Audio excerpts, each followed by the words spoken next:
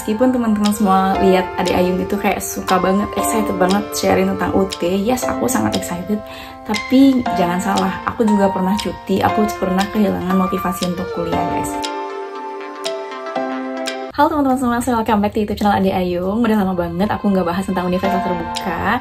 Jadi buat teman-teman yang sudah kenal Adik Ayung sebelumnya, mungkin banyak yang udah nonton juga video-video aku yang udah jadul banget itu tentang Universitas Terbuka. Dan buat yang belum kenal, hai, kenalin aku Ayung. Aku sebelumnya mahasiswa yang kuliah sambil kerja.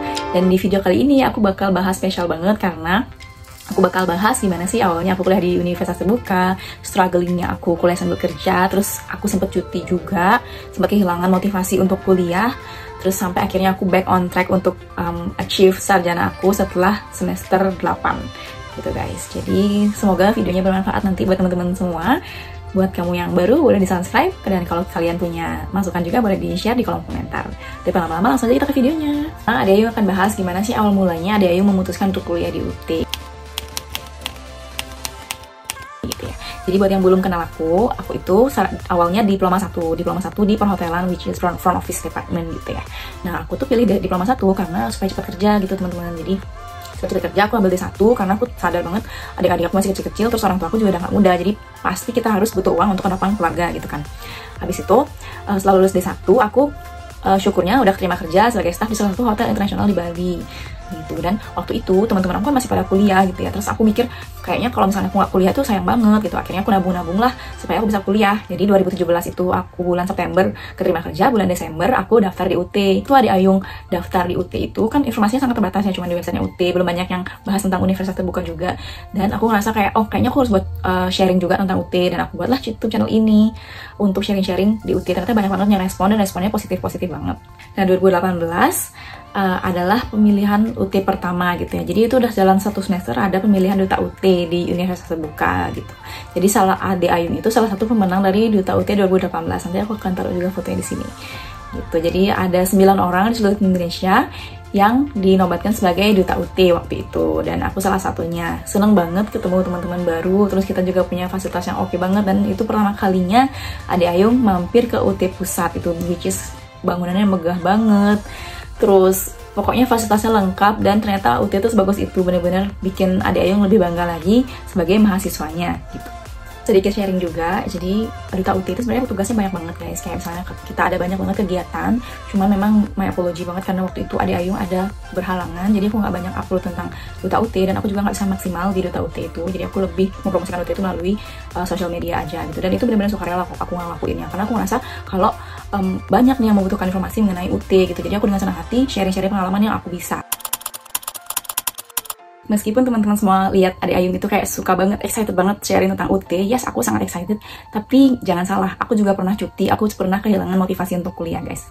Jadi ceritanya itu berawal dari 2018 itu udah mulai ada badai-badai gitu ya. Cuman aku masih kekeh, masih semangat-semangatnya kuliah dan semangat-semangatnya sharing YouTube juga. Dan turning point itu di 2020 pada saat COVID. Jadi 2020 itu Adik Ayung kena PHK. Ya mungkin itu udah jadi masalah semua orang. Waktu 2020 aku kena PHK. Terus ibu aku juga almarhum waktu itu pada saat COVID itu. Terus benar-benar aku lost track gitu loh. Benar-benar kayak kehilangan motivasi banget, dan aku cuti guys. Cutinya itu nggak nanggung-nanggung, aku cutinya tuh kuliah setahun. Jadi waktu 2020 semester 1 dan 2020 semester 2 Adik Ayung tuh nggak registrasi sama sekali. Aku udah pasrah, aku pikir waktu itu kalau misalnya kita cuti akan tetap bayar kuliah kan. Syukurnya waktu itu Adik Ayung tuh nggak ada biaya tambahan kalau cuti, jadi sekedar nggak registrasi ya udah kita nggak bayar kayak gitu. Dan aku juga berterima kasih banget karena di UT itu ternyata kayak gitu sistemnya waktu itu 2020, nggak usah bayar biaya cuti. Karena kan aku setahu Adik Ayung di kampus lain itu biarpun kalian cuti kan tetap kayak bayar gitu kan. Dan pada saat itu emang Adik Ayung benar-benar struggle di bidang mental, terus bidang keuangan juga, karena kan kita habis kena PHK, aku masih merintis usaha, aku harus bayain sekolah adik aku juga, adik aku 2 loh guys gitu. Back then ternyata Adik Ayung tuh menyadari bahwa cuti di tahun 2020 COVID itu adalah hal yang sangat salah, tapi udah gak bisa dibalikin lagi kan. Kenapa aku bilang salah banget aku cuti di 2020? Karena teman-teman aku yang lanjut kuliah di 2020 itu nilainya pada A semua guys.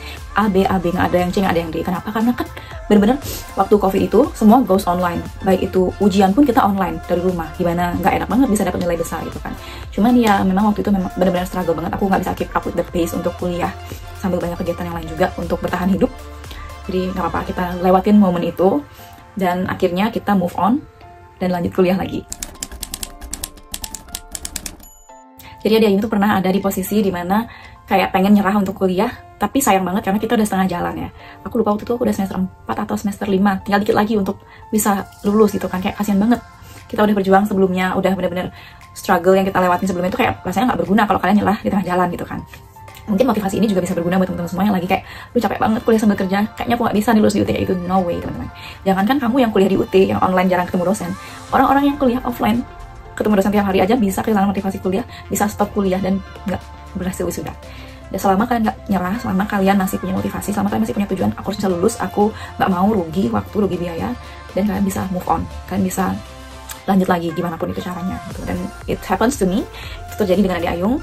Waktu itu aku udah mulai kuliah lagi, jadi waktu Ade Ayung kuliah lagi itu keadaan masih belum baik-baik saja. 2021 aku ingat banget, aku masih ngerintis usaha. Waktu itu aku buka warung makan, terus di sela jualan aku tetap pasti bisa kuliah gitu loh. Aku bawa bukunya ke warung makan, terus kalau misalnya pas nggak ada customer, aku belajar, terus aku ngerjain tutorial online juga dari HP aja kayak gitu-gitu. Pokoknya kayaknya keren banget gitu ya, kita bisa sambil kuliah sambil usaha juga gitu. Dan aku udah mulai tahu ritmenya untuk usaha itu seperti apa, bisa nabung sedikit-sedikit untuk keluarga juga aman, kebutuhan sehari-hari, terus bisalah aku biayain diri aku kuliah lagi gitu. Sampai dan setelah balik kuliah lagi itu jujur ya, kuliah sambil usaha itu jauh lebih susah daripada kuliah sambil kerja. Karena kalau misalnya kuliah sambil kerja kan, ya udah kita pulang, kita kerja, paling ada follow up sedikit di WhatsApp gitu kan. Terus tapi kita udah full di rumah. Sedangkan kalau usaha itu effortnya lebih besar guys. Karena kan aku usahanya itu benar-benar usaha dagang, bukannya usaha online atau apa. Aku benar-benar usaha dagang yang harus ke pasar sendiri. Aku buka toko, buka warung sendiri, masak sendiri. Terus pokoknya masih one man stand gitulah, belum ada sistemnya. Jadi benar-benar kayak otak kita benar-benar terbagi antara usaha sama kuliah. Itu benar-benar struggling, tapi syukurnya aku bisa lewatin itu semua gitu. Cerita lagi teman-teman, jadi Ade Ayung itu sempat pernah berubah dari tuton ke TMK. Jadi ini sesuatu yang sebenarnya tidak harus dilakukan, ini sebenarnya suatu kesalahan. Jadi awalnya itu Ade Ayung lupa untuk isi form kesediaan tuton. Nah, kalau bedanya tuton dan TMK itu, kalau yang belum tahu ya, jadi tuton itu kan tutorial online. Kalau TMK itu tugas mata kuliah. Jadi kalau misalnya tutorial online, kalian bisa ikutin tutorialnya secara online, diskusi sama dosen, buat tugasnya, ada tanya jawab juga. Kalau TMK ini tidak guys. Kalau TMK ini bener-bener kalian cuma buat tugas aja. Which is sebagai seseorang yang baru balik kuliah, lupa isi form ketersediaan tuton, akhirnya harus TMK. Dan yang aku paling nggak suka dari TMK ini adalah nilainya dia itu cuma 20% dari nilai UAS gitu.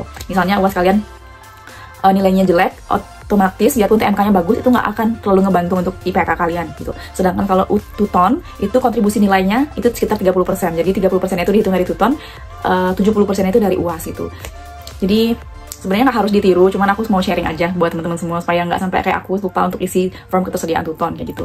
Bedanya juga kalau tuton ini panjangnya dia itu 8 minggu. Kalau TMK ini cuman 3 kali aja kita ada tugas dalam 1 semester itu. Cuman memang tugasnya guys bener-bener esai, bener-bener berhalaman-halaman gitu, dan harus detail banget jawabnya.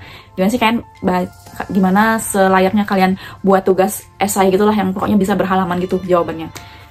Memang sih cuma 3 tugas aja, cuman itu benar-benar bikin pusing karena 1 minggu itu kan benar-benar sekalian. Misalnya kan ambil 7 mata kuliah, benar-benar 7 itu 7 kali 3 halaman berarti 21 halaman tuh kalian ngetik jawabannya. Bisa diketik, bisa tulis tangan sih, tapi ada yang seringan diketik untuk tugas mata kuliahnya itu.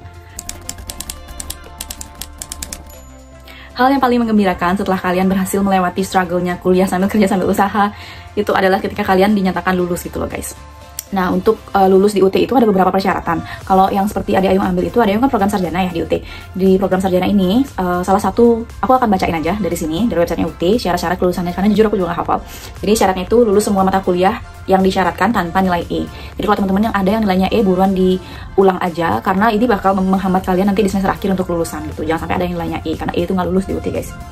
Kalau nilainya D itu, kalau nilai D itu ada beberapa mata kuliah yang lulus, ada beberapa yang enggak. Cuman kalau ada yang bisa sarankan, kalau misalnya nilai kalian ada yang D, sebaiknya diulang aja, karena itu bakal mempengaruhi ke IPK. Karena kayak kasihan banget kan kalau misalnya kalian udah capek-capek belajar terus IPK-nya kecil, karena kalau kalian kuliah kan pasti tujuannya setelah kuliah itu mau cari kerja atau mau cari beasiswa atau mau lanjut S2. Kayak kalau IPK-nya kecil itu bakal menghambat kalian ke depannya gitu. Jadi usahakan di atas 3 lah untuk IPK gitu. Selanjutnya adalah kalian harus lulus TAP. Jadi TAP itu adalah tugas akhir program. Kalau di kampus-kampus lain sarjana atau S1 itu kan pakai skripsi. Kalau di UT itu sistemnya menggunakan TAP atau tugas akhir program. Jadi kalian itu melakukan penelitian terkait dengan bidang studi yang kalian ambil. Jadi kalau misalnya Ade Ayung ilmu komunikasi, Ade Ayung akan melakukan penelitian mengenai komunikasi gitu. Jadi di sini kalian harus menguatkan diri di pelajaran statistik kayak gitu, karena kita akan banyak bicara tentang data. Terus untuk syarat-syaratnya juga banyak banget. Untuk tugas akhir program itu bisa dicek di buku panduan UT-nya atau di website juga. Nah, cerita sedikit, jadi waktu Adik Ayung TAP atau tugas akhir program, itu Adik Ayung posisi sudah balik kerja di hotel.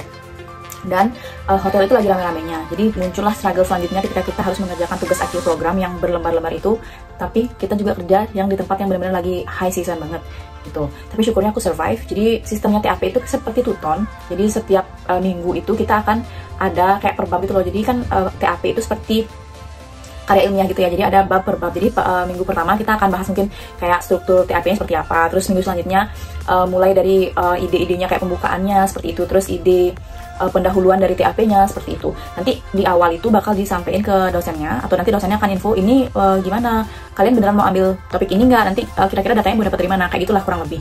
Diskusinya itu di awal dimantapin sampai kalian benar-benar dapat judul yang pas dan bisa benar-benar kalian garap untuk penelitiannya gitu. Setelah itu mulai di revisi secara online gitu kan. Setelah itu nanti akan ada video call dengan dosen dan juga teman-teman yang satu pembimbing sama kalian. Jadi lucunya juga waktu itu cuman ada yang doang yang di Bali guys, yang sisanya itu teman-teman dan dosen aku tuh nggak ada yang di Bali, ada yang dari Lombok lah, ada yang Palembang, ada juga dari Mataram, kayak gitu-gitu. Pokoknya benar-benar seluruh Indonesia yang TAP sama aku gitu.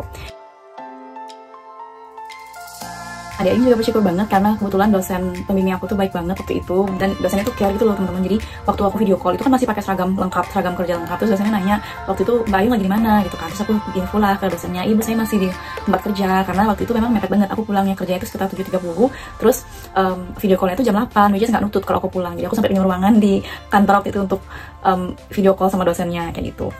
Dan syukurnya TAP aku berjalan lancar, dosennya juga ngebimbingnya bener-bener yang spesifik itu loh. Misalnya kita salah di mana, dia akan coret di bagian situnya. Kan sekarang udah canggih banget ya teman-teman, bisa di PDF terus dicoret-coret di sana sama dosennya gitu. Terus juga kita ada pengecekan plagiasi.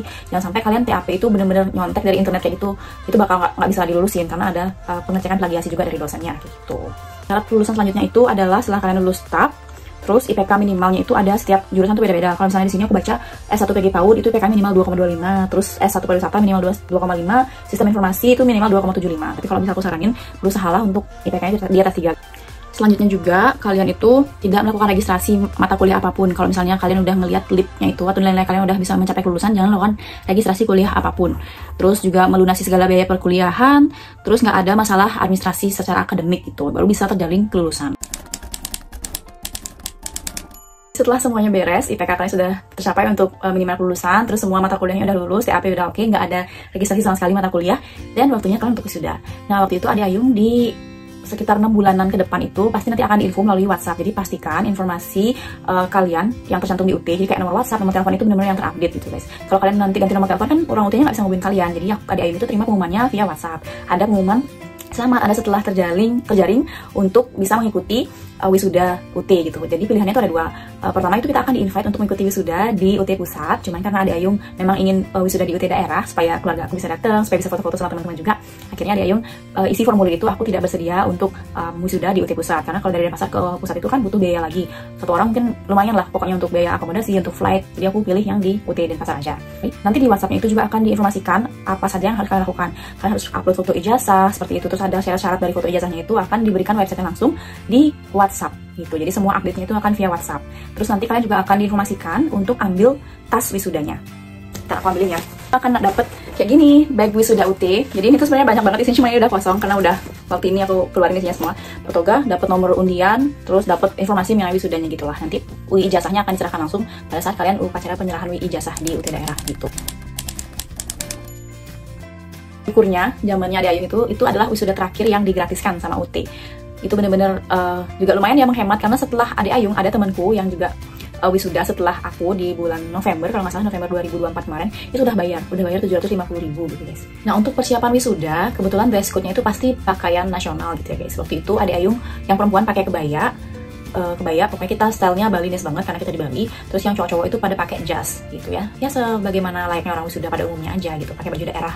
Kalau misalnya teman-teman mau fotonya estetik, itu bisa banget beli selempang sendiri di Shopee. Terus juga bisa beli bunga juga untuk hiasan foto gitu kan, karena itu nggak di provide di sana pastinya. Yang di provide itu cuman toga sama nomor aja gitu. Sebelum wisuda itu H-1 sebelum kalian wisuda atau upacara penyerahan ijazah itu akan ada seminar. Seminar itu kayak kalian diatur gimana sih posisinya, terus duduknya di mana sesuai dengan nomor urut kalian nanti pada saat dipanggil. Terus isinya kayak seminar-seminar akademik itu. Cuman adik Ayu waktu itu berhalangan karena benar-benar aku nggak bisa libur waktu inget, dan aku nggak ikut H-1-nya. Jadi diusahakan kalau misalnya kalian nggak ikut seminarnya, nggak ikut gladi bersihnya itu, kalian datang lebih awal di hari H wisuda gitu. Tapi kalau bisa, please banget datang. Cuman karena kalau memang sama sekali nggak bisa kayak adik Ayu ya, resikonya kalian akan agak susah nyari tempat duduk kalian, karena kalau udah si nomor sesuai nomor kalian tuh nggak boleh diacak tuh guys, karena kalau diacak nanti takutnya ketukar untuk ijazahnya. Aku rasa segitu dulu untuk video kali ini, perjalanan aku dari awal sampai aku bisa wisuda di UT meskipun banyak rintangan dan halangan. Aku juga mau ngucapin selamat buat teman-teman semua yang sudah berhasil lulus di UT, kalian hebat banget, pokoknya top banget ya. Terus juga buat teman-teman yang belum lulus, tetap semangat, jangan nyerah sama sekali, karena selama kalian masih punya motivasi, di sana selalu ada jalan. So thank you so much for watching. Terima kasih banyak udah nonton video ini. Jangan lupa di subscribe dan juga komen pengalaman kalian kuliah di UT, supaya bisa menginspirasi juga buat teman-teman semua yang masih struggle untuk kuliah. Jumpa di video selanjutnya. Goodbye.